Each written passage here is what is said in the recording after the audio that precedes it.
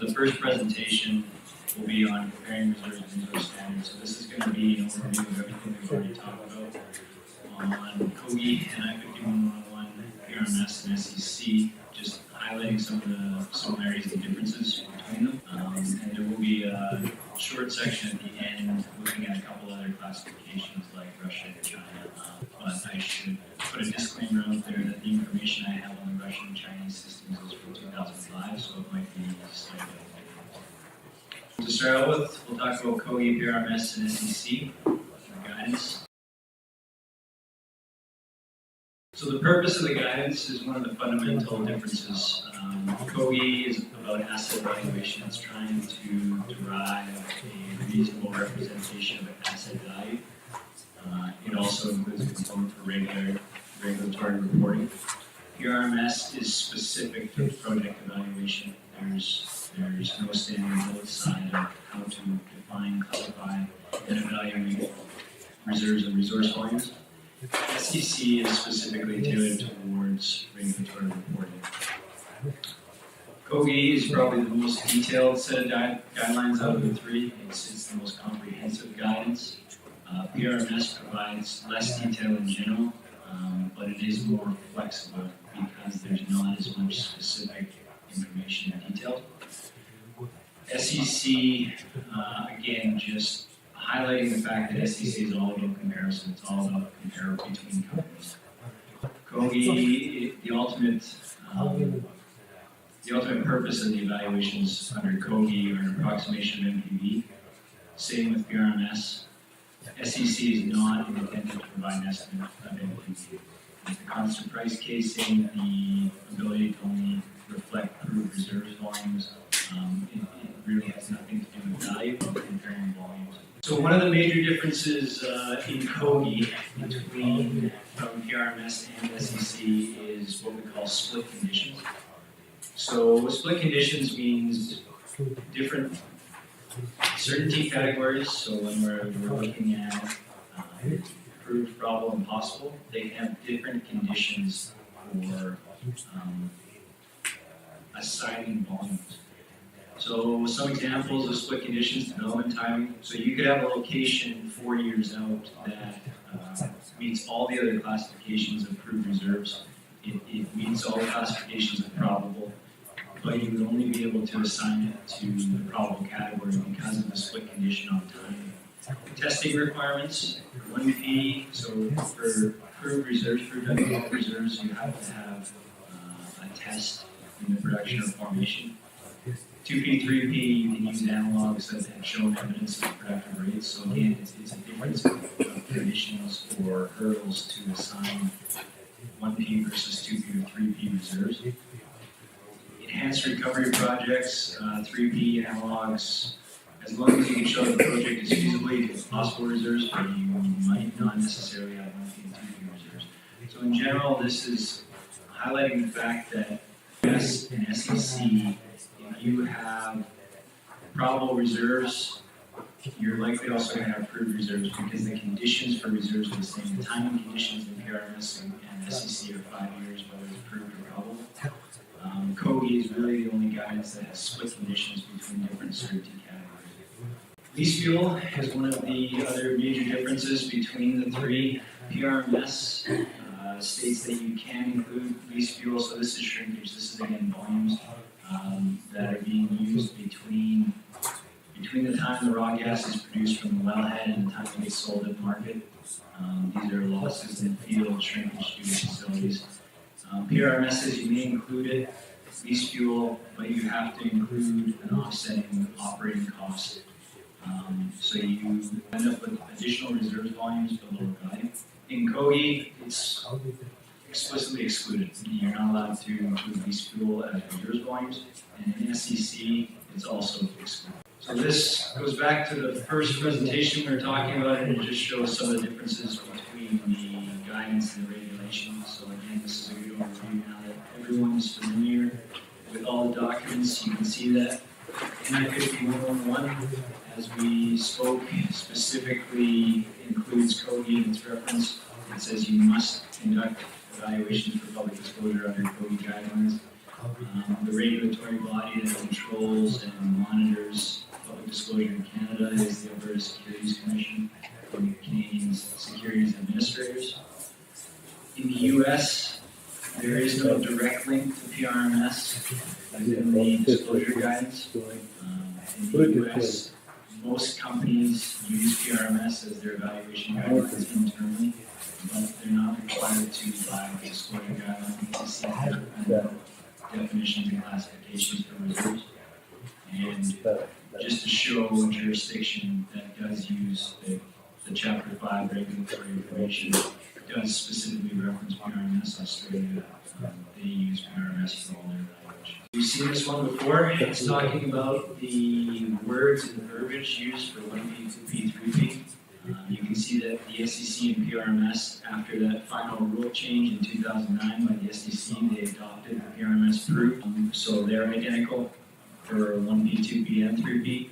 There's some slight differences between COGI definitions and PRMS, but they have identical intent. They're supposed to come up with the exact same reserves volumes based off the definition. Disclosure comparison. TSX, you're under COGI and NI 51101. Your prices that you're disclosing under forecast pricing. Required volumes, 1P and 2P.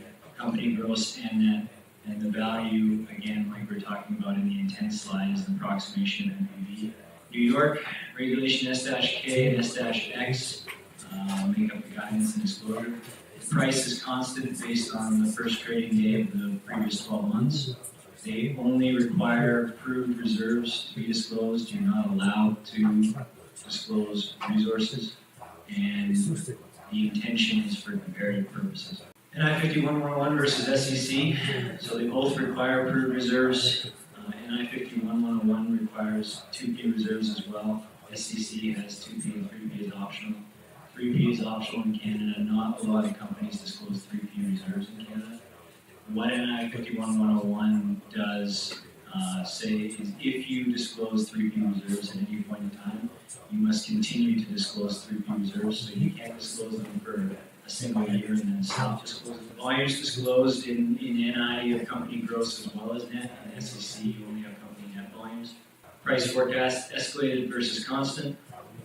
Prospective and contingent can be disclosed under specific guidelines in Canada. In the US, you are strictly prohibited from disclosing resource volumes in any public documentation. You can't even press release contingent resource volumes in the US. So if we look at the major differences between NI and SEC, as we've said many times, forecast prices versus constant prices, that's the single biggest difference between the two systems. Financing, in terms of whether you can book reserves, whether you believe the company can raise the capital required to develop the projects that you're booking reserves to. In NI 51101 and COGI, that's not a consideration for reserves. It's not up to the evaluator to decide how or if a company can finance the project. The SEC says there should be a reasonable expectation of project financing, so you can't have a situation that this would impact would be a very small oil and gas company with a very large asset base or a large amount of undeveloped lands that has many locations and very high capital requirements. It's unlikely that that company will be able to service those capital requirements within the reasonable time frame limits. Under NI 51101, you wouldn't, that wouldn't have an impact on your evaluation. You wouldn't need to worry about whether the company could actually raise that capital or not. Under SEC, you would have. Economics require a positive NPV at corporate discount rate. So I spoke a little bit about it on day one in COGI. You have to have what they define as a reasonable rate of return to classify volumes as economic. So that means it has to be greater than an undiscounted. The SEC says it has to be positive at undiscounted rates. So part of the reason there's a difference there is because the SEC is under those constant prices, and they're usually a much higher hurdle on the pricing side, so they're not as worried about a return for undeveloped reserve. Enhanced recovery, NI 51101 has some flexibility as to when you can book reserves in the approval process, whereas the SEC says you cannot book reserves until you have approval. But the SEC, on the flip side, is more restrictive on what you can call an analog Fuel gas is excluded. In the SEC, the previous slide said it was excluded, and generally speaking it is excluded, but there have been exceptions where companies have included them, and as long as they offset it with the appropriate costs as per PRMS, they have been allowed to disclose them. Report independence is required in NI 51-101, so that's the independent qualified reserves evaluators and auditors. It's optional under SEC. And disclosed reserves, company gross versus company net. It's technically company gross and net for NI and company net for SEC. We've seen this plot before. It's showing the difference between forecast cost evaluation and constant price evaluations and the material difference it can have on the volumes. Again, if you look at 10 years out on this plot in 2026, there's a $30 to $40 difference in the price of oil. What that means is as we get further on time and wells are reaching their economic limits, which is when reserves are under forecast pricing and costs, they're going to have a $30 to $40 uplift on oil compared to the constant price, so the wells will run a lot longer and you'll recover more reserves volumes under a forecast price scenario. So that's why it can have a material difference whether you're running on constant or forecast pricing. So going back to the conclusions that we had on the first slide, or in the first presentation on day one, COGI, NI 51-101, PRMS, and SEC are virtually identical in terms of definitions. There are minor differences, but materially they are the same. In Canada, there's a direct link between the guidance and the regulatory work. In the US, the SEC does not specifically reference PRMS. They have their own guidelines. The differences in the disclosure requirements can affect an evaluator's approach. That goes back to what we talked about, where starting with proved reserves in the US can come up with a very different result than starting with best estimate or 2P reserves does in Canada. It's two different approaches to evaluations, and because of that, you can end up with very different results in some circumstances. But it's important to understand the differences between the systems. So this section, like I said, we're going to talk a little bit about other standards throughout the world. The scroll generally doesn't use these classifications, so I'm not nearly as familiar with any of the other classification systems used in many other countries throughout the world as I am with COGI, PRMS, and SEC. But there's some pretty good documentation out there that gives you a high-level overview of comparisons between all the various standards. So there's a mapping report that the SPE put together in 2005 that really compares 8 of the recognized standards across the globe. So it was looking at US, British, Canadian, Russian, Chinese, Norwegian, USGS, and United Nations frameworks and comparing them from a very high level to see how similar the various classifications were. You can see sort of a summary of the intentions and the scope of the various documents. So you can see that the Canadian guidance, which is COGI, has the widest breadth of any of the classification systems out there. That's when we're talking about how comprehensive COGI is. This is really what that's highlighting. So it covers everything from the definitions to the guidelines to some brief guidance on disclosure.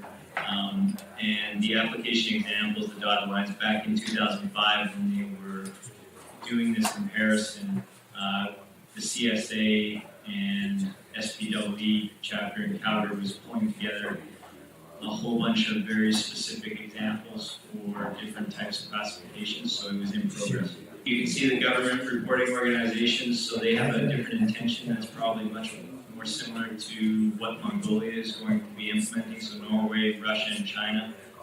The entire intent of their classification systems is for government reporting. You can see the two they have listed as internationally accepted standards are the UN and SPE, which is PRMS. So there's a lot going on in this chart. This one is talking about all the various classifications of volumes.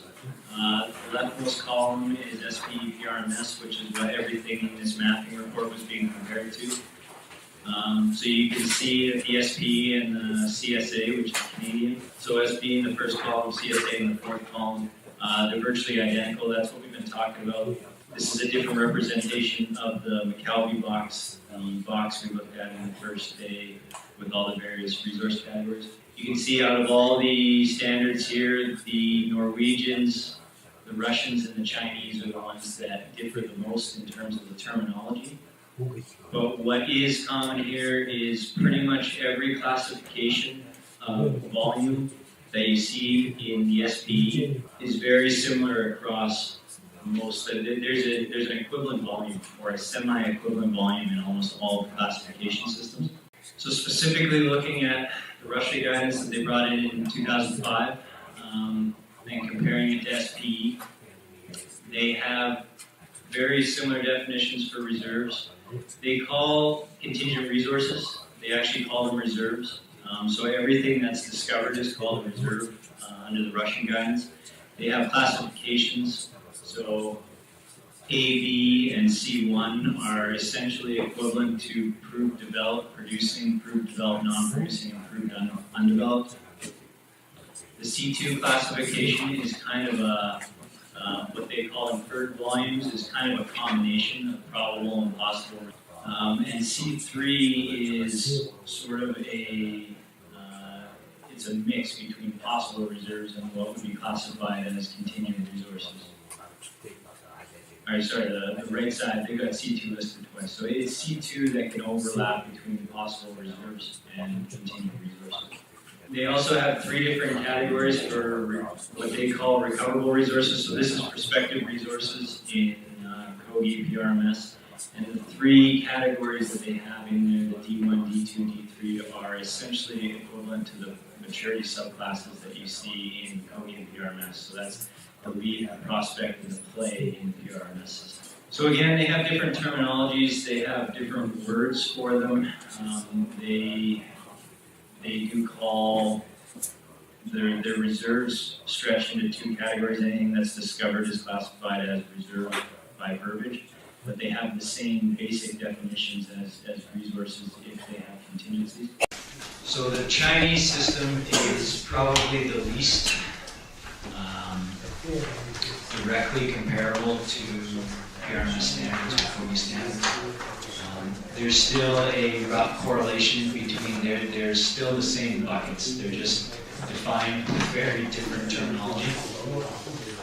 So basically, the McKelvey box that had volumes moving left to right is now top to bottom here. You still got petroleum initially in place. You still got discovered and undiscovered volumes. After you get past discovered, you start getting into what they call measured, indicated, and inferred reserves. So again, they're like the Russians, where as soon as a volume is discovered, regardless of whether it's commercial or not, they call it reserves. So that's one of the major differences between these 2 systems and PRMS. They have a whole bunch of different categories, and the reason at the end they start splitting out production and remaining is because the Chinese system is based on total volumes. They don't talk about remaining recoverable volumes very often, so all of the equivalents in the Chinese system. So if you looked at proved developed, proved undeveloped in the Chinese system, in order to make a direct comparison to PRMS, you would have to subtract the cumulative production because the Chinese only talk about the estimated ultimate recoverable volumes. They don't talk about the remaining recoverable reserves.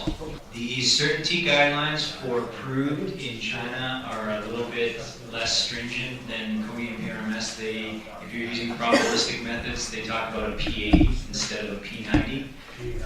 If you're using deterministic methods, they say you should estimate reserves within plus or minus 20% for proved and within plus or minus 50% for probable.